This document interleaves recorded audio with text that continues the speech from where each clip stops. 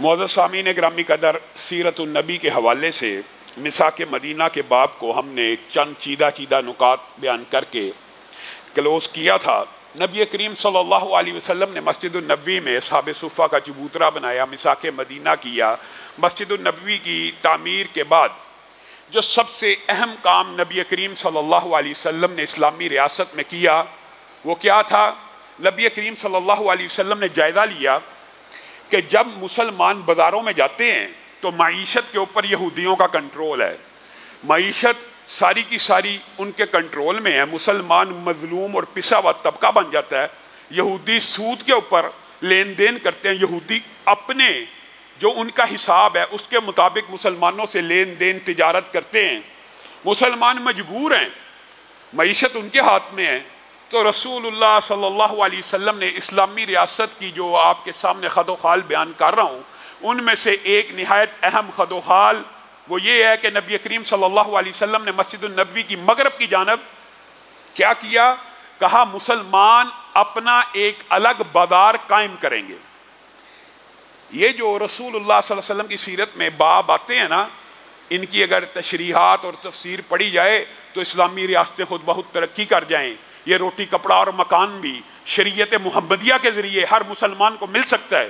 نبی کریم صلی اللہ علیہ وسلم نے دیکھا معیشت پہ یہودی قابض ہیں، یہودیوں کا غلبہ کیا اپنا بازار بنانے کا اعلان کر دیا، اور مغرب کے جانب ایک جگہ کو مختص کیا اور اس کا دورہ کیا، اور اس دورے کے بعد رسول اللہ صلی اللہ علیہ وسلم نے ایک اعلان کیا، یہ تمہارا بازار ہے آج کے بعد مسلمانوں، یہاں پر نہ سود ہوگا، نہ ٹیکس لیا جائے گا، نہ سیل ٹیکس ہوگا۔ مفہوم آپ کے سامنے رکھ رہا ہوں حدیث کا، یعنی رسول اللہ صلی اللہ علیہ وسلم نے اسلامی ریاست کے اندر ابتدا ہی میں آپ کے سامنے سابقہ خطبات میں جو باتیں رکھی ہیں، مساک مدینہ بھی اہم باب تھا، اصحاب صفہ کا چبوترا بھی اہم تھا، مسجد کا قیام بھی اہم تھا، لیکن ابھی ریاست کی ابتدائی خد و خال ہیں۔ تو رسول اللہ صلی اللہ علیہ وسلم نے ان ابتدائی خد و خال میں کس کا اضافہ کیا؟ بازار کا، معیشت کا۔ اور رسول اللہ صلی اللہ علیہ وسلم نے معیشت کا جو رہنما اصول یہاں پہ بتلایا وہ کیا ہے؟ مسلمانوں کا بازار اور معیشت ڈیوٹی فری ہوگی، اس کے اوپر کوئی ٹیکس نہیں لگے گا، اس کے اوپر کوئی خراج نہیں لگے گا، یہاں پہ سودی لین دین نہیں ہوگا۔ اسی لیے حضرت عمر نے یہ کہہ دیا تھا کہ مسلمان کے بازار میں وہ آ کے تجارت کرے، چاہے غیر مسلم آئے تجارت کرے اجازت ہے، لیکن وہ آئے جو اسلامی معیشت کے قوانین کو سمجھتا ہے۔ رسول اللہ صلی اللہ علیہ وسلم نے وہ کون سے خد و خال اسلامی معیشت کے اسلام میں بیان کیے؟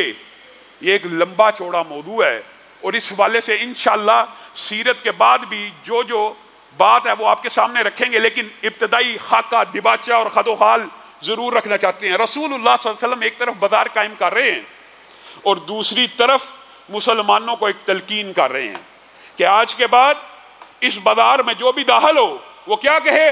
لا الہ الا اللہ وحدہ لا شریک لہ لہ الملک ولہ الحمد یحیی و یمیت وہو حی لا یموت بیدہ الخیر وہو علی کل شیء قدیر۔ یہ کیوں کہہ رہے ہیں؟ ایک طرف بازار قائم کر رہے ہیں، اور آپ کو پتا ہے بازار دنیا کے اندر سب سے بدترین جگہ ہیں، کیونکہ یہ مادیت کی جگہ ہوتی ہیں۔ انسان ان مادیتوں میں، آپ نے اگر رسول اللہ صلی اللہ علیہ وسلم کی حدیث کو سمجھنا ہو تو آپ کسی بڑے سٹور پہ چلے جائیے، میٹرو پہ چلے جائیے، یہ جو بنا ہوا ہے ایمپوریم مال پہ چلے جائیے، اسی طرح کے مختلف مالز آپ کو شہر میں ملیں گے۔ رسول اللہ صلی اللہ علیہ وسلم 1400 سال قبل بازار کو بدترین جگہ کیوں کہہ رہے ہیں؟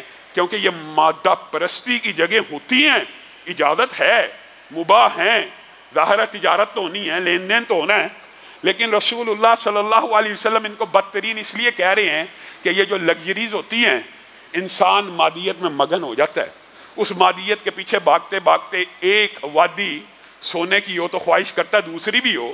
کیوں؟ یہ بازار انسان کو اٹریکٹ کرتے ہیں، وہاں پہ فلاں چیز پڑی ہے، وہاں پہ فلاں آئٹم پڑی ہے، وہ فلاں کے گھر میں موجود ہے، میرے گھر بھی ہونی چاہیے، مسابقت شروع ہو جاتی ہے۔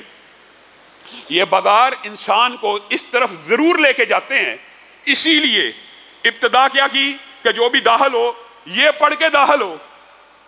میں آپ کو آج یہ بات بھی کہنا چاہتا ہوں، کئی باتیں کچھ ثقیل ہوتی ہیں لیکن ہو سکتا ہے اس سے کسی کو ہدایت مل جائے۔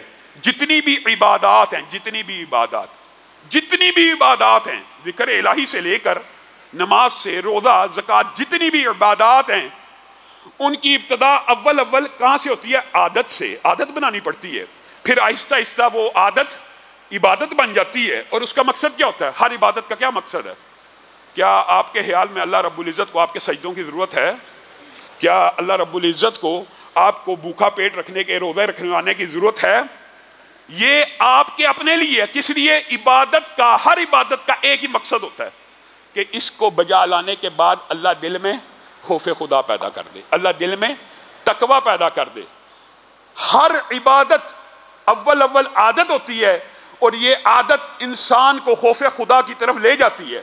آپ نے اگر دیکھنا ہو کہ آپ کی نماز قبول ہو رہی ہے، آپ کا ذکر اذکار قبول ہو رہا ہے یا نہیں ہو رہا، تو اس کا بڑا آسان کلیہ محدثین نے یہی بیان کیا ہے، اگر تو وہ عبادت دن بدن آپ کے اخلاق اور آپ کے معاملات، میرے بھائیو یہ بات بڑی اہم ہے جو آج کرنا چاہتا ہوں۔ عبادت کرنے والے بڑے بڑے ولی اللہ بھی دیکھے ہیں، اور بڑے بڑے نیک لوگ ہمارے معاشرے میں ہم نے دیکھے ہیں الحمدللہ۔ اس مساجد میں بھی، ان مساجد میں بھی بڑے بڑے بزرگ آتے ہیں، اور اللہ تعالیٰ ان کی عبادتوں کو قبول کرے۔ لیکن مشاہدہ یہ ہے کہ عبادت کے پکے اور پختہ لوگ بھی معاملات کے کھوٹے نکل آتے ہیں۔ عبادت کے پکے اور پختہ لوگ، 5 وقت کا باجماعت نمازی، 30 دن کا روزے رکھنے والا، اگر تیری عبادت کا اثر تیرے معاملات پہ ظاہر نہیں ہو رہا، اور تو معاملات کے اندر رسول اللہ کی اتباع اور پیروی نہیں کر رہا، تو اللہ معاف کرے، میں تو یہ فتویٰ نہیں دیتا کہ تیری عبادت قبول نہیں، لیکن تجھے اپنی عبادت کے اوپر نظر ثانی کرنے کی ضرورت ہے۔ تیری نماز میں تجھ میں اتنا خوف پیدا نہیں کیا کہ تو سود چھوڑ دے؟ نماز تو پڑھ رہا ہے، روزہ تو رکھ رہا ہے، لیکن بازار کے جو آداب رسول اللہ صلی اللہ علیہ وسلم تجھے سمجھا کے گئے ہیں وہ تو نہیں چھوڑتا۔ بازار کا پہلا ادب، اس وظیفے کو، اس کلمے کو پڑھ کے بازار میں داخل ہوا جائے،